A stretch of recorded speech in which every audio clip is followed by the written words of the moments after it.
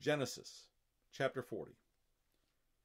Then it came about after these things, the cupbearer and the baker for the king of Egypt offended their lord the king of Egypt. Pharaoh was furious with his two officials, the chief cupbearer and the chief baker. So he put them in confinement in the house of the captain of the bodyguard, in the jail, the same place where Joseph was imprisoned.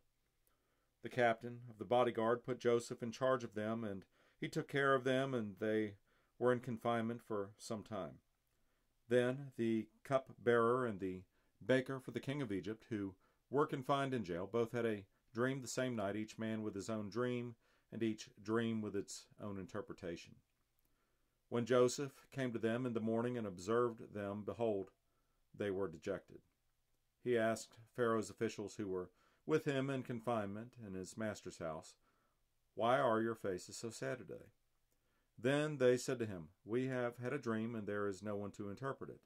Then Joseph said to them, "Do not interpretations belong to God? Tell it to me, please." So the chief cupbearer told his dream to Joseph and said to him, "In my dream, behold, there was a vine in front of me, and on the vine were 3 branches, and as it was budding, its blossoms came out, and its clusters produced ripe grapes. Now Pharaoh's cup was in my hand, so I took the grapes and squeezed them into Pharaoh's cup, and I put the cup into Pharaoh's hand." Then Joseph said to him, "This is the interpretation of it. The 3 branches are 3 days.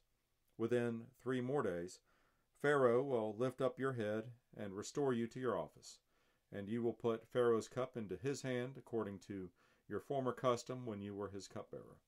Only keep in mind, when it goes well with you, and please do me a kindness by mentioning me to Pharaoh and get me out of this house. For I was in fact kidnapped from the land of the Hebrews, and even here I have done nothing that they should have put me into the dungeon."